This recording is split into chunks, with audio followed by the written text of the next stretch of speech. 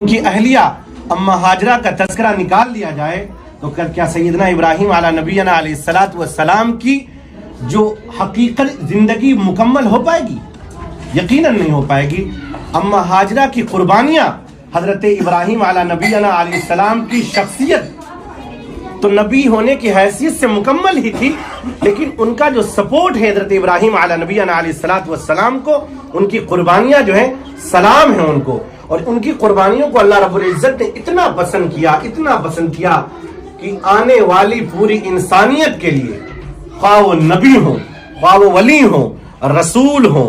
वक्त के बुजुर्ग हो, कुतुब हो, अब्दाल हो, यह फरमा दिया गया कि मेरी बंदी के जरिए किए गए अमाल अगर हज में वो न किए गए तो वो कितना बड़ा भी पाए का बुजुर्ग आलिम वली हो, उसका हज कबूल नहीं है। अम्मा हाजरा का जो सई बैन सफा वल मरवा और जो भी अरकान जो है हज में है, अगर कोई नहीं करता है तो उसका हज नहीं मुकम्मल होता है। इतनी कुर्बानी जो है अम्मा हाजरा की कबूल की गई। सैयदना मूसा अला नबीना अलैहिस्सलातु वस्सलाम अल्लाह के बरगुज़ीदा पैगंबर हैं, उलुल अज़्म मिनर रुसुल कहा में उनका शुमार होता है। सैयदना मूसा अलैहिस्सलातु वस्सलाम की जिंदगी से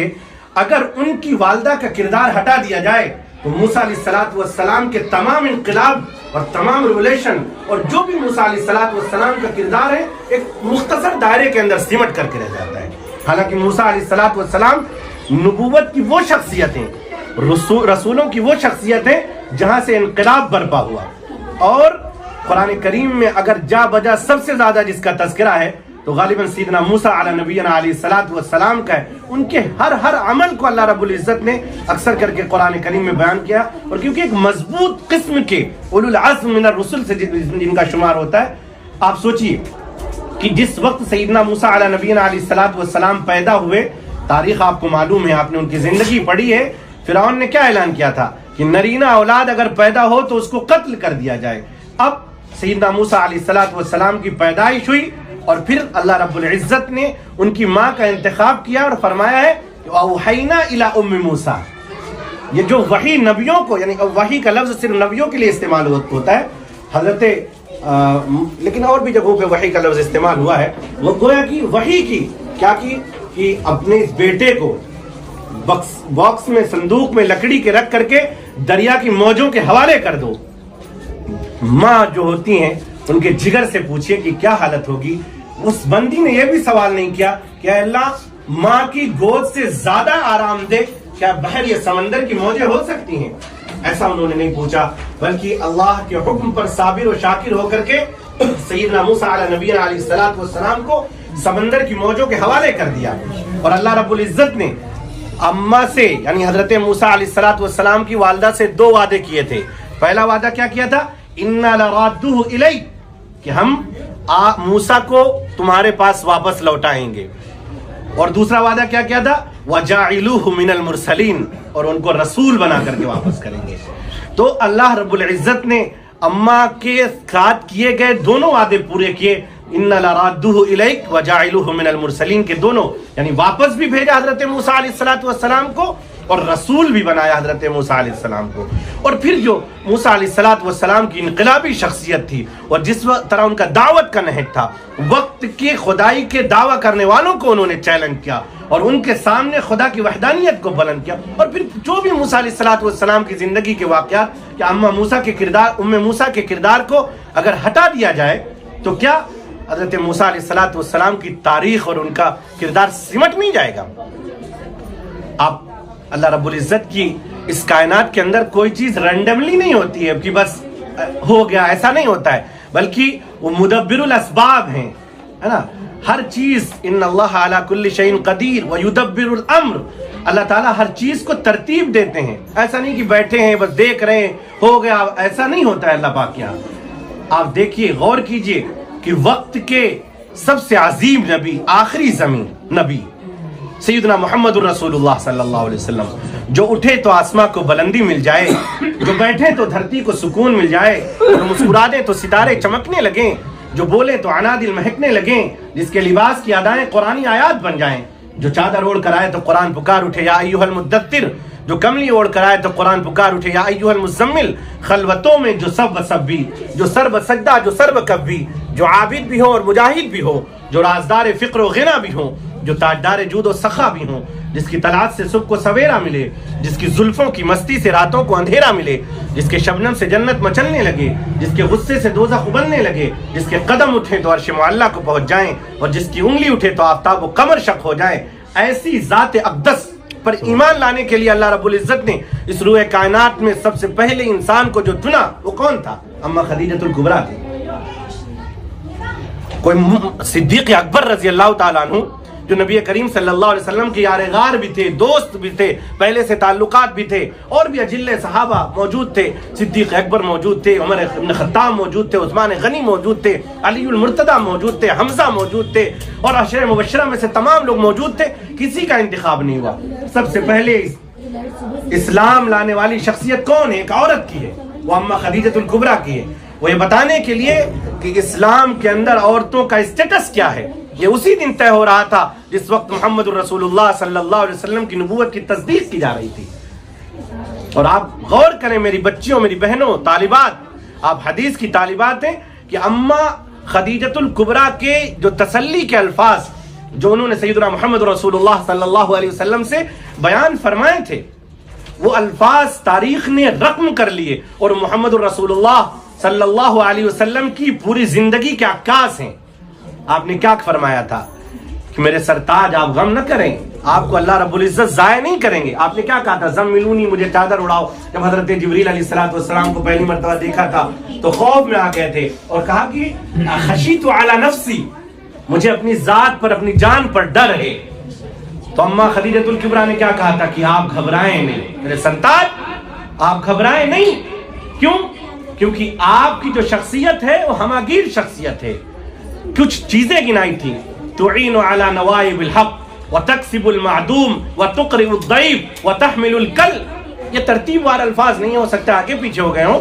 کیا، کہ آپ لوگوں کے مصیبتوں میں کام آتے ہیں، آپ مہمانوں کی مہمان نوازی کرتے ہیں، آپ لوگوں کا بوجھ اٹھاتے ہیں، ذمہ داریاں اٹھاتے ہیں، آپ جاب لیس لوگوں کو جاب پرووائڈ کرتے ہیں۔ یہ سب رسول اللہ صلی اللہ علیہ وسلم کی خوبیاں اما نے بیان کی تھی کہ تاریخ انسانی میں آنے والے آخر شخص، اگر کوئی فریم ورک ہو سکتا ہے، کوئی کرائیٹیریا ہو سکتا ہے انسانیت کی بھلائی کا، تو وہ محمد عربی صلی اللہ علیہ وسلم کا تھا، جو ایک عورت کی زبانی محمد رسول اللہ صلی اللہ علیہ وسلم کے بارے میں بیان کرایا گیا۔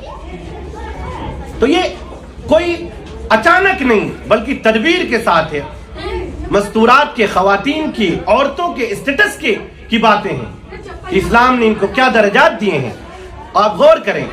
اسلام کی سب سے پہلی شہادت، بچیاں خاموش رہیں بھائی، اندر منتظمین حضرات جو ہیں پر ان سے کہیں کہ خاموش رہیں۔ اسلام کی سب سے پہلی شہادت حضرت سمیہ جو یمن کی ایک بوڑھی عورت ہیں، لوگ تیر و تلوار نیزے سامنے لیے کھڑے ہیں، وہ چیلنج کر رہے ہیں کہ تم کو صرف بوڑھی عورت اتنا کہنا ہے کہ محمد نعوذ باللہ جھوٹے ہیں، ہماری ساری دشمنیاں تم سے ختم ہو جائیں گی۔ ایک عورت کیا کر سکتی تھی، ایک بوڑھی عورت؟ لیکن اگر سب سے پہلے خون کسی کا اسلام کے لیے گرا، دین کے لیے گرا، محمد الرسول اللہ صلی اللہ علیہ وسلم کی صداقت کے لیے کسی کی لاش عرب کے ریگستان میں سب سے پہلے تڑپی، وہ تو یمن کی ایک بوڑھی عورت حضرت سمیہ کی تھی۔ یہ کوئی آسان معاملہ نہیں تھا، بلکہ آنے والی انسانیت کو یہ بتانا مقصود تھا کہ عورتوں کا جو درجہ ہے وہ اللہ کی نظر میں بہت بلند ہے، اسلام کی نظر میں بہت بلند ہے، اور کوئی بھی چیلنج ہو، کوئی بھی مقابلہ ہو، کوئی بھی تحدی ہو، کوئی بھی مسئلہ اور کوئی بھی پریشانی ہو، اکیلے مرد اس کا مقابلہ نہیں کر سکتے ہیں جب تک کہ عورتیں شانہ بشانہ نہ کھڑی ہوں۔ اور تاریخ اس بات پر شاہد ہے کہ جس معاملے کے اندر انسانیت کی ابتدا سے آج تک مردوں کے شانہ بشانہ عورتیں کھڑی ہو گئی ہیں، اس معاملے کو مسلمانوں نے ہی نہ صرف انسانیت نے سر کیا ہے، اپنے مخالفین کو جھکا لیا ہے اپنے پیروں پر۔ اللہ نے مستورات کی، عورتوں کی یہ طاقت رکھی ہے، لیکن اس کے لیے شرط یہ ہے کہ ان کے علم ہو، سمجھ ہو، فہم ہو، اور اس کے لیے مدارس کا ہونا، جامعات کا ہونا، پڑھنے لکھنے والے تعلیمی انسٹیٹیوشن کا ہونا بہت ضروری ہے۔ تو میری بچیوں، وقت بہت کم ہے، میں یہ کہنا چاہوں گا کہ ان تمام صحابیات کے واقعات یا اولو العزم جو ہے عورتوں کے واقعات اگر سنانے بیٹھیں گے تو دفتر کے دفتر ہیں. ہمیں آپ کو ابھی ایک عزم کرنا ہے. وہ یہ عزم ہے کہ ہم شریعت محمدی صلی اللہ علیہ وسلم پر کامل اور مکمل عمل کریں گے. پہلا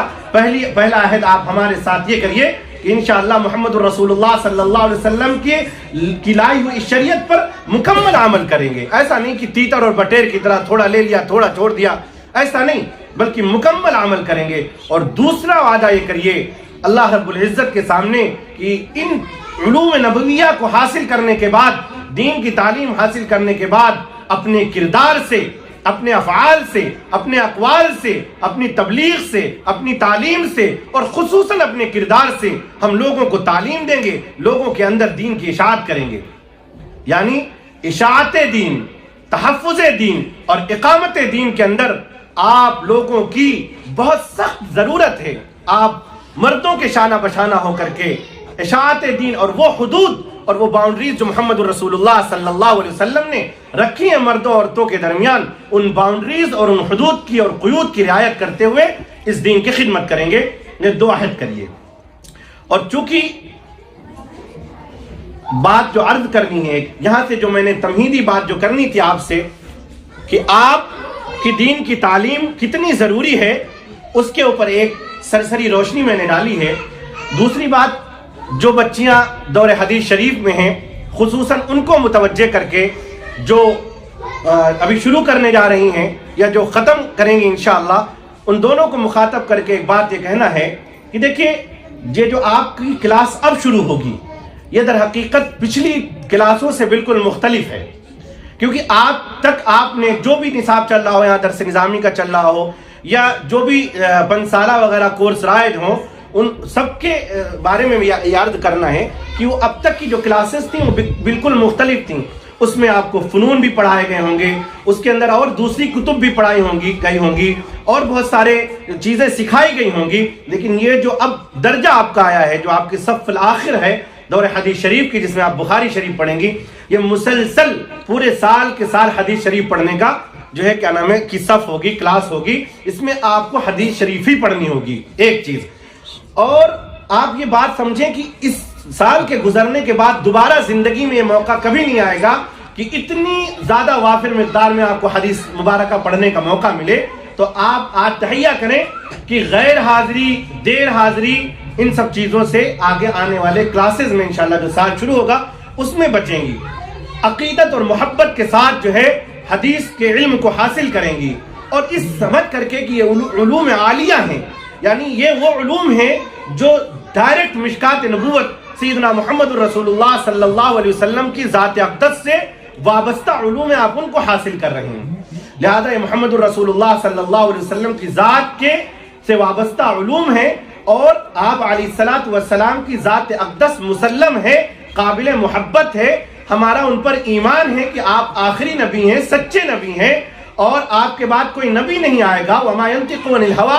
آپ اپنی طرف سے کوئی بات نہیں بولتے ہیں. یہ تمام چیزوں پر ہمارا ایمان اور یقین ہے محمد رسول اللہ صلی اللہ علیہ وسلم پر. لہذا محمد رسول اللہ صلی اللہ علیہ وسلم کی محبت کو دل میں بٹھانا ہے. کیا کہا گیا حدیث شریف میں؟ ادبوا اولادکم علی 3 خصال حب نبیکم وحب اہل بیتی وحب تلاوت القرآن. محمد رسول اللہ صلی اللہ علیہ وسلم کی محبت, اہل بیت کی محبت اور قرآن کریم کی تلاوت کی محبت اپنے بچوں کے دلوں میں بٹھا دو. تو ہمیں محمد رسول اللہ صلی اللہ علیہ وسلم کی محبت کو دل میں بٹھانا ہے. اچھا, دوسری بات یہ جو کتاب ہے اس کے اندر جو مضامین آئیں گے, کتاب جو ہے کس عنوان پر ہے, کس فن پر ہے, اس کی موضوعات کیا ہیں, اس کی غرض و غایت کیا ہے, مصنف کے احوال کیا ہیں, یہ ایک لمبی طویل بحث ہے. آپ کے اساتذہ اکرام انشاءاللہ جو ہے موقع بموقع آپ حضرات کو بتاتے رہیں گے اور تفصیل سے وہ شرح و بسط کے ساتھ اس کو پڑھائیں گے. یہاں پر جو ہے یہ بات بتانی مقصود ہے کہ یہ حدیث کی کتاب ہے, اور خود اس کتاب کے نام سے جو اس کتاب کے مصنف ہیں امام بخاری رحمۃ اللہ علیہ نے, اس کتاب کا نام الجامع الصحیح المختصر من امور رسول اللہ صلی اللہ علیہ وسلم سننہ و ایامہ, یہ پورا نام رکھا ہے. گویا کہ یہ بتا دیا ہے کہ اس کا تعلق محمد الرسول اللہ صلی اللہ علیہ وسلم کے اقوال, افعال, کردار, اعمال, ان کے ایام, ان کے اوقات, ان سب چیزوں سے اس کا تعلق ہے, اور اس کو چھان پھٹک کر کے اس کے اندر اس کو رکھا گیا ہے لہذا یہ محمد الرسول اللہ صلی اللہ علیہ وسلم کی ذات سے وابستہ ہے۔ اب محمد الرسول اللہ صلی اللہ علیہ وسلم کو جب ہم نے سچا پکا نبی مان لیا، ان سے محبت کا دعویٰ ہے، اور اتنی محبت کا دعویٰ ہے کہ اپنی زندگی اپنی جان سے بھی زیادہ محبت ہے محمد الرسول اللہ صلی اللہ علیہ وسلم سے، تو پھر آپ علیہ الصلوۃ والسلام نے فرمایا انما بعثت معلما، کہ میں معلم بنا کر کے بھیجا گیا ہوں۔ جب محمد الرسول اللہ صلی اللہ علیہ وسلم معلم بنا کر کے بھیجے گئے ہیں تو پھر جو استاد ہوتا ہے، جو معلم ہوتا ہے، اس کو پہچانا جاتا ہے اس کے شاگردوں کے ذریعے سے، جیسے کہ شجر درخت کو پہچانا جاتا ہے اس کے پھلوں کے ذریعے سے۔ تو محمد الرسول اللہ صلی اللہ علیہ وسلم کا تعارف کس سے ہوگا؟ صحابہ اکرام رضوان اللہ تعالی علیہم اجمعین سے ہوگا، کیونکہ صحابہ اکرام رضوان اللہ تعالی علیہم اجمعین ڈائریکٹ مشکات نبوت اور چراغ نبوت سے علوم حاصل کرتے ہیں، اور صحابہ اکرام رضوان اللہ تعالی علیہم اجمعین کے بارے میں زبان نبوت سے نکل چکا ہے، بلکہ قرآن کریم کی زبانی اعلان کر دیا گیا ہے آمنوا بمثل ما آمنتم، کہ اس طرح ایمان لاؤ، اس طرح ایمان لاؤ جس طرح صحابہ اکرام رضوان اللہ تعالی علیہم اجمعین ایمان لائے۔ تو ہمارا ایمان بھی جب قبول ہوگا جب صحابہ اکرام رضوان اللہ تعالی علیہم اجمعین کے بتائے ہوئے طریقے پر ہمارا ایمان ہوگا۔ صحابہ اکرام کے بہت مختصر جھلکیاں میں بتا رہا ہوں، وقت بہت کم ہے۔ صحابہ اکرام رضوان اللہ تعالی علیہم اجمعین کے بارے میں ثقاہت، اعتماد کی مہر تبد کر دی نبی صلی اللہ علیہ وسلم نے فرمایا الصحابۃ کلھم عدول، میرے تمام کے تمام صحابہ عادل ہیں، ان پہ جرح و تعدیل کی کوئی بحث نہیں ہوگی۔ کوئی دنیا میں بدبخت اگر صحابہ کے اوپر جرح کرے گا تو وہ قابل قبول نہیں ہوگی۔ گر نبینت سپر رہے چشم در روز، چشم آفتاب را، اور ایک روایت میں شیخ سعدی کی ٹکی ہے آفتاب را چھ گنا، اگر چمگادڑ کی آنکھیں چمکتے ہوئے سورج کو نہیں دیکھتی تو اس میں سورج کا قصور نہیں ہے بلکہ چمگادڑ کی آنکھوں کا قصور ہے۔ تو صحابہ اکرام رضوان اللہ تعالی علیہم اجمعین کے بارے میں فرما دیا گیا کہ ہمارے صحابہ ستاروں کے مانند ہیں، کہ بِأَيِّهِمْ اقْتَدَيْتُمْ اهْتَدَيْتُمْ، تو ان کی ثقاہت و فقاہت اور ان کا اعتماد محمد رسول اللہ صلی اللہ علیہ وسلم ہی کی طرف سے بیان کر دیا گیا، لہذا صحابہ پر اعتماد اور ان سے محبت بھی ہمارے لیے ضروری ہے۔ تو نبی سے محبت، نبی کی آل سے محبت، صحابہ اکرام رضوان اللہ تعالی علیہم اجمعین سے محبت، اور پھر اس کے بعد ایک طبقہ آتا ہے تابعین اور محدثین کا۔ یہ محدثین پورے تابعین بھی محدثین ہوتے ہیں، ان کے بارے میں سیدنا محمد رسول اللہ صلی اللہ علیہ وسلم نے فرمایا اللہم ارحم خلفائی، اے اللہ میرے خلفاء پر، یعنی میرے بعد میں آنے والے جو جانشین ہیں ان کے اوپر رحم فرمایا۔ صحابہ نے فرمایا ومن خلفاؤک یا رسول اللہ، اور آپ کے خلفاء کون ہیں اللہ کے رسول؟ فرمایا الذین یروون حدیثی، کہ وہ لوگ ہیں جو ہماری حدیث بیان کریں گے، یعنی محدثین اکرام۔ یہ محدثین اکرام رضوان اللہ تعالی علیہم اجمعین کے بارے میں مرتب تھے، اللہ نے کہ نبی صلی اللہ علیہ وسلم نے رحمت کی دعا فرمائی۔ محدثین اکرام سے بھی محبت کی ضرورت ہے، اور ضرورت نہیں بلکہ محبت واجبی درجے میں کرنے کی ضرورت ہے محدثین اکرام سے۔ اور چوتھی چیز کی طالب حدیث جو طالب علم ہیں ان سے بھی محبت کی ضرورت ہے۔ تو ہمیں ان کی جب تک محبت دل میں نہیں ہوگی، ان سے عقیدت دل میں نہیں ہوگی، حدیث کے وہ انوار و برکات ہمارے اندر نہیں سمائیں گے۔ تو نبی صلی اللہ علیہ وسلم سے محبت، آپ کے صحابہ سے محبت، تابعین و محدثین سے محبت، اور طالبین علم حدیث سے محبت، جس میں ہم سب اور آپ سب اور تمام علماء اور وہ لوگ جو علم حدیث حاصل کرنے والوں سے محبت اور تعلق رکھتے ہیں۔ حدیث میں آیا نہیں ہے کہ کن عالما او متعلما او مستمعا او محبا فلا تکن الخامس فتهلكوا، عالم بن جاؤ، علم حاصل کرنے والے بن جاؤ، معلم بن جاؤ، اور کن عالما متعلما مستمعا، علم دین سننے والے بن جاؤ، عالما متعلما مستمعا، او کن عالما او متعلما او مستمعا او محبا، یا علم حاصل کرنے والوں کی سے محبت کرنے والے بن جاؤ، فلا تکن الخامس، پانچویں کوئی کیٹیگری میں مت آنا ورنہ ہلاک ہو جاؤ گے۔ تو جتنے حضرات یہاں پر بیٹھے ہیں، اہل علم ہو، مشائخ اعظام ہو، اور علم دین سے محبت کرنے والے ہوں، طالب علم ہو، سننے والے لوگ ہو، اور علماء سے عقیدت و محبت کرنے والے ہوں، سب سے محبت کی ضرورت ہے۔ اس کے بعد حدیث کی کتابوں کو پڑھنا چاہیے۔ اس کے بعد جو ضروری بات یہ ہے کہ جب احادیث مبارکہ پڑھائی جاتی ہے تو اس میں کچھ باتوں کا خیال یہ رکھا جاتا ہے، بلکہ جو بات میں کہنا چاہ رہا ہوں سند کے سلسلے میں، کہ اس میں سند کا بہت مطلب کردار ہوتا ہے، بیک بون ہوتی ہیں، سند کے اوپر پورا مدار ہوتا ہے. فرمایا گیا ہے لولا الاسناد لقال من شاء لو شاء من شاء، کہ اگر اسناد نہ ہوتی یعنی سندیں نہ ہوتی تو جس کا جو دل چاہتا وہ کہتا. کوئی کہتا رواہ البخاری، بخاری نے کہا، اور نیت یہ کرتا کہ بخارا میں رہنے والا شخص یہ کہہ رہا ہے. رواہ مسلم، ایک مسلمان آدمی نے، اور وضاعین احادیث بھی بہت رہے ہیں. اس لیے سند کا درجہ بہت اہم ہے. لہذا سند کے سلسلے میں جو آپ حضرات کے اساتذہ آپ کو پڑھائیں گے وہ اپنی سند آپ کو بیان کریں گے. اور چونکہ میں آپ کو کہ آپ حدیث کی بخاری شریف کی کتاب اس کا افتتاح کرا رہا ہوں تو میں بھی اپنی سند بھی آپ کو ذکر کر دوں گا تاکہ آپ کو معلوم ہو کہ وہ شخص کون تھا وہ جس نے آپ کو جو ہے کتاب جو ہے اس کی افتتاح کرائی. لیکن اس بخاری شریف کی افتتاح سے پہلے ہمارے اساتذہ اور تمام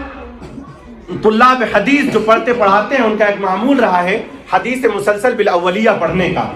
حدیث مسلسل بالاولیہ در حقیقت حضرت عبداللہ ابن عمرو ابن العاص رضی اللہ تعالیٰ عنہ سے روایت ہے جو بہت کم واسطوں سے ہمارے اساتذہ تک پہنچ گئی. چونکہ میں دارالعلوم دیوبند سے پڑھا ہوا ہوں اور دارالعلوم کے اساتذہ کی سندیں بہت عالی ہیں الحمدللہ، لیکن حدیث مسلسل بالاولیہ کی جو سند ہے ہمارے پاس دارالعلوم دیوبند کے اساتذہ سے بھی سند ہے، اور اتفاق سے دارالعلوم دیوبند کی طالب علمی کے زمانے میں کچھ شبہ القارۃ الہندیہ اور عرب کے ممالک کے اساتذہ اکرام جس میں شیخ عوامہ اور اپنے جو ہے پڑوس کے مفتی تقی عثمانی صاحب شیخ الحدیث دارالعلوم کراچی، اور عرب کے ایک بڑے عالم شیخ دکتور عائد القرنی، اس طرح کے اساتذہ سے استفادے کا موقع ملا. چونکہ وہ دارالعلوم دیوبند کی زیارت کرنے آئے تھے اور اس وقت انہوں نے اپنی دروس احادیث میں حدیث مسلسل بالاولیہ کی اجازت دی، جس کی سند میں جو حضرت مفتی تقی عثمانی صاحب مدظ اللہ العالی، اللہ ان کے مرتبے کو اور بلند فرمائے، ان کے فیوز کو اور بڑھائے، ان سے میں نے جو سند سنی ہے وہ میں آپ کے سامنے ذکر کر دوں تاکہ آپ کی بھی سند بہت کم واسطے سے حضرت عبداللہ ابن عمرو ابن العاص رضی اللہ تعالیٰ عنہ تک پہنچ جائے. حضرت مفتی تقی عثمانی مدظ اللہ العالی فرماتے ہیں کہ یہ مکہ مکرمہ کے اور جو حجاز کے 3 اساتذہ ہیں ان کے، محمد حسن المشاد المکی المالکی، دوسرے استاد ہیں ان کے عبداللہ ابن احمد الناخبی، اور تیسرے استاد ہیں ان کے شیخ ابو الحسن الفادانی. وکل منہما یروی باسنادہ الی عبداللہ ابن عمرو ابن العاص رضی اللہ عنہما.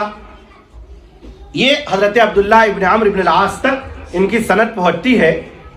تو آپ بھی پڑھ لیں، الراحمون پڑھیے، الراحمون یرحمہم الرحمن تبارک و تعالی ارحموا من فی الارض یرحم من فی السماء، اور بعد یرحمکم بھی آیا ہے. تو اب یہ آپ بھی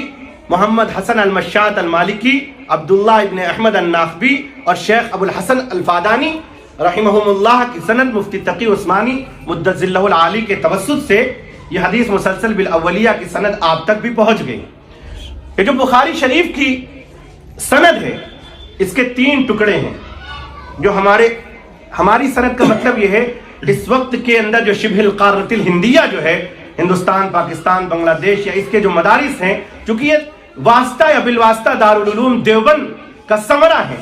تو دارالعلوم دیوبند ہو، ندوۃ العلماء ہو، مظاہر العلوم سہارنپور ہے، ان کے علماء، ان کے فضلاء، ان کے فارغین جو ان کی سند جو ہمارے اساتذہ کی اور ہماری، یہ سند 3 ٹکڑوں میں بنتی ہے. پہلی سند جو ہے پہلا ٹکڑا کیا ہے؟ پہلا ٹکڑا یہ ہے کہ ہم سے اور ہمارے اساتذہ سے لے کر کے شاہ ولی اللہ محدث دہلوی رحمۃ اللہ علیہ تک، ہمارے اساتذہ سے لے کر کے، بچیاں آپ غور سے سنیں اور اگر نوٹ بک ہو تو اس میں نوٹ بھی کر سکتی ہیں، اور ان کی کتابیں بھی آ گئی ہیں اسانید کی. تو پہلی سند یہ ہے ہم سے ہمارے اساتذہ سے شیخ ولی اللہ محدث دہلوی رحمۃ اللہ علیہ تک، اور دوسری شیخ ولی اللہ محدث دہلوی علیہ الرحمہ سے لے کر کے مصنفین کتاب یعنی امام بخاری، امام ترمذی، امام مسلم رحمہ اللہ تک. تو یہ سندیں برابر ہیں، اس میں روات کا اختلاف نہیں ہوتا ہے. اور پھر جو تیسرا ٹکڑا ہے مصنفین کتاب سے سیدنا محمد الرسول اللہ صلی اللہ علیہ وسلم تک، وہ ہر حدیث کی یا اکثر احادیث کی سندیں مختلف ہوتی ہیں، کیونکہ یہ جو شیوخ تھے مصنفین کتاب اب جیسے امام بخاری رحمۃ اللہ علیہ کے احوال میں آپ کے اساتذہ پڑھائیں گے آپ کو کہ انہوں نے 1080 اساتذہ اکرام سے غالباً جو ہے علم حدیث حاصل کی ہے، تو ان کی الگ الگ جو ہے اساتذہ اور ٹیچر تھے، تو اس وجہ سے ان کی احادیث کی سندیں مختلف ہو جاتی ہیں۔ لہذا میں سرسری طور پر 2 منٹ میں اپنی پوری سند حضور صلی اللہ علیہ وسلم سے، جو بچی نے ابھی یہ باب کیف کان بدء الوحی الی رسول اللہ صلی اللہ علیہ وسلم کے باب میں جو ہے پڑھی ہے، حمیدی رحمۃ اللہ علیہ سے جو امام بخاری رحمۃ اللہ علیہ نے حدیث نقل کی ہے، میں قاضی ظہیر احمد فیصل ابن قاضی مفتی نذیر احمد صاحب قاسمی نور اللہ مرقدہ، میں نے بخاری شریف پڑھی ہے اور دیگر کتب احادیث، محدث کبیر، فقیہ فقید المثال استاد علامہ مفتی سعید احمد پالنپوری نور اللہ مرقدہ، استاد حدیث شیخ الحدیث دارالعلوم دیوبند سے، اور اسی طرح وقت حالی کے جو محتمم ہیں اور محدث ہیں مولانا مفتی محدث ابو القاسم النعمانی، محتمم و محدث دارالعلوم دیوبند سے، اور ان حضرات نے فخر المحدثین مولانا فخر الدین صاحب رحمۃ اللہ علیہ سے، اور مولانا فخر الدین صاحب رحمۃ اللہ علیہ نے شیخ الہند مولانا محمود الحسن صاحب رحمۃ اللہ علیہ سے، تو یہ ابھی یہ سلسلہ چلے گا، اور اوپر مولانا فخر الدین علیہ الرحمہ کے 2 استاد، ایک استاد بیچ میں اور آ جاتے ہیں 2، شیخ عبد الحق العظمی، شیخ الاسلام مولانا حسین احمد المدنی، پھر ان لوگوں نے قاسم العلوم والخیرات مؤسس دارالعلوم دیوبند امام قاسم النانوتوی علیہ الرحمہ سے اور رشید احمد الگنگوہی رحمۃ اللہ علیہ سے حدیث پڑھی ہے۔ پھر یہ پورا سلسلہ جو قاسم العلوم والخیرات امام قاسم النانوتوی سے جو چلا ہے، انہوں نے پڑھا ہے مولانا شاہ عبد الغنی مجددی رحمۃ اللہ علیہ سے، انہوں نے پڑھا ہے مولانا شاہ محمد اسحاق الدہلوی رحمۃ اللہ علیہ سے، انہوں نے پڑھا ہے شاہ عبد العزیز الدہلوی رحمۃ اللہ علیہ سے، انہوں نے سید الطائفہ شاہ ولی اللہ محدث الدہلوی رحمۃ اللہ علیہ سے پڑھا، پھر شاہ ولی اللہ محدث الدہلوی رحمۃ اللہ علیہ نے شیخ ابو طاہر محمد ابراہیم الکردی سے پڑھا، انہوں نے اپنے والد شیخ ابراہیم الکردی سے پڑھا، انہوں نے شیخ احمد الکشاشی سے، انہوں نے شیخ احمد ابن عبد القدوس المشاوی سے، انہوں نے شیخ محمد ابن احمد الرملی سے، انہوں نے شیخ زکریہ محمد ابن یحییٰ الانصاری سے، انہوں نے شیخ احمد ابن علی ابن حجر الاسقلانی سے، انہوں نے شیخ ابراہیم التنوخی سے، انہوں نے شیخ احمد ابن ابی طالب سے، انہوں نے شیخ سراج الحسین المبارک سے، انہوں نے شیخ عبد الاول ابن عیسیٰ الحروی سے، انہوں نے شیخ عبد الرحمن ابن مظفر الداؤدی سے، انہوں نے شیخ محمد عبداللہ ابن احمد السرخسی سے، انہوں نے شیخ عبداللہ ابن محمد ابن یوسف الفربری سے، انہوں نے امام جلیل حافظ حدیث امیر المؤمنین فی الحدیث ابو عبداللہ محمد ابن اسماعیل ابن ابراہیم مغیرہ ابن بردزبہ الجعفی البخاری رحمہ اللہ سے،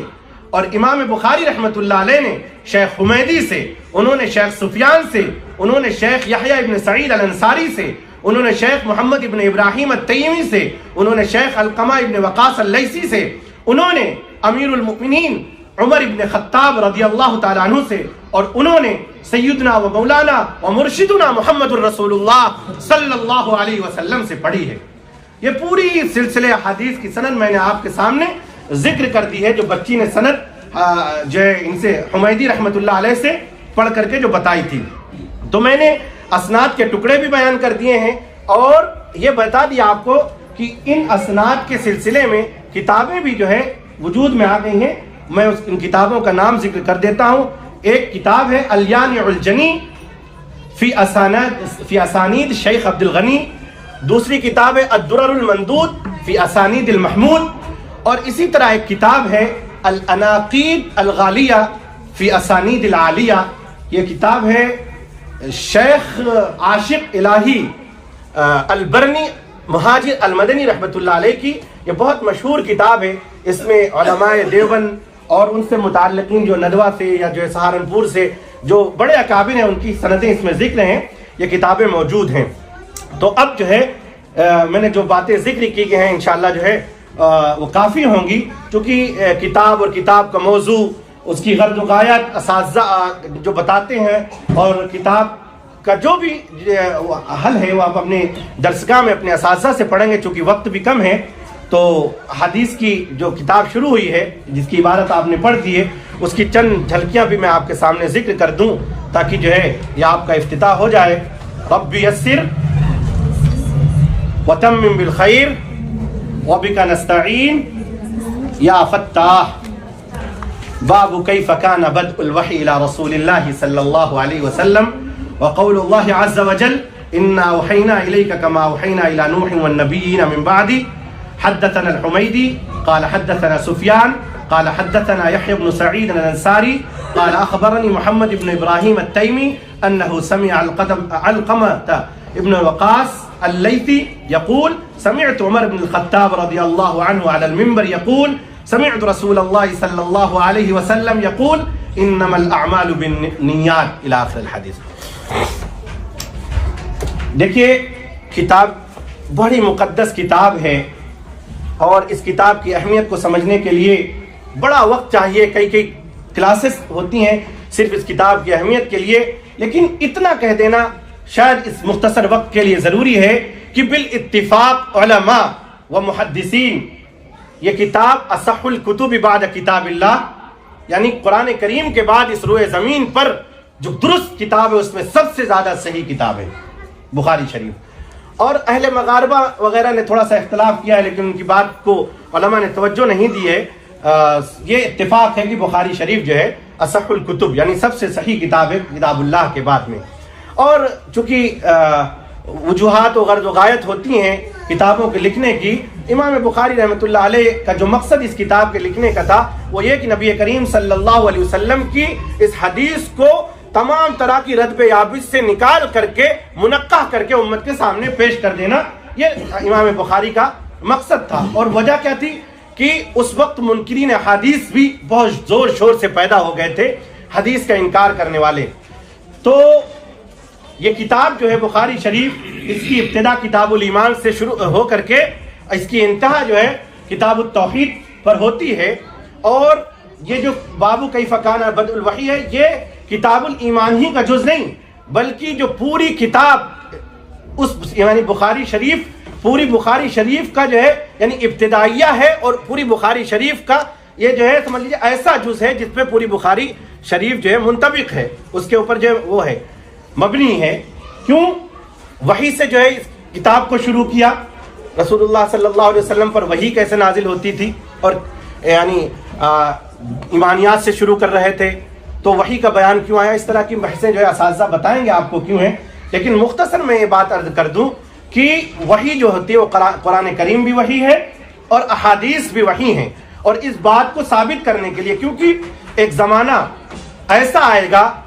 जिसके हदीस के अंदर नबी करीम सल्लल्लाहु अलैहि वसल्लम ने फरमाया था, यूशक का लफ्ज़ इस्तेमाल करके, जो ज़माना आएगा उसमें लोग हदीस का इनकार कर देंगे कि करीब है वो ज़माना जिसमें लोग अहादीस का इनकार कर देंगे, यानी मुनकिरीन अहादीस के फ़िरक़े की रहनुमाई